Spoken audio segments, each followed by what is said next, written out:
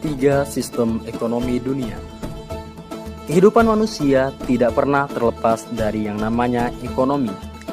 Segala sesuatu saling berkaitan satu sama lainnya.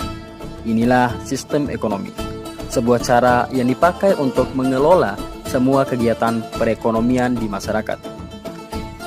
Sistem ekonomi yang diakui oleh dunia pada hari ini ada 3. Yang pertama adalah ekonomi kapitalisme, sosialisme, dan yang terakhir adalah Islam.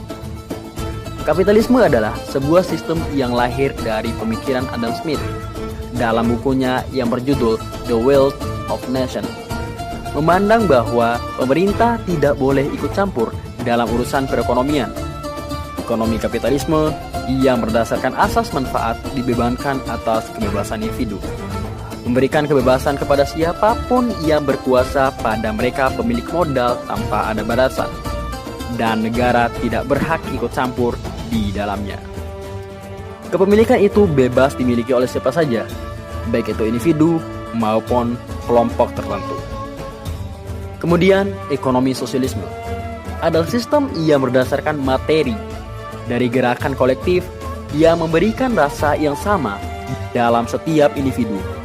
Sistem yang lahir dari pemikiran Karl Marx memandang bahwa keadilan dibagi sama rata dan negara berhak membatasi dalam kepemilikan. Saat ini, negara yang masih menerapkan ekonomi sosialisme diantaranya adalah Kuba, Cina, dan Korea Utara. Yang terakhir adalah Islam. Islam bukan hanya sekedar agama, akan tetapi juga memiliki sistem ekonomi yang sesuai dengan fitrah manusia, bukan berdasar tindakan kekuasaan yang memberikan kebebasan ataupun membatasi dalam hal kepemilikan.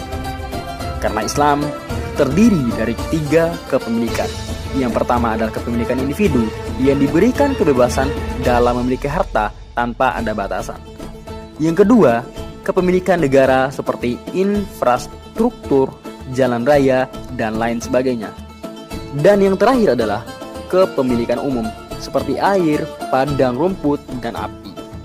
Pun sumber teori Islam berdasarkan Al-Quran dan As-Sunnah serta ijma'nya para sahabat dan qiyas, bukan berdasarkan pemikiran manusia yang sifatnya lemah, terbatas, serta serba kurang.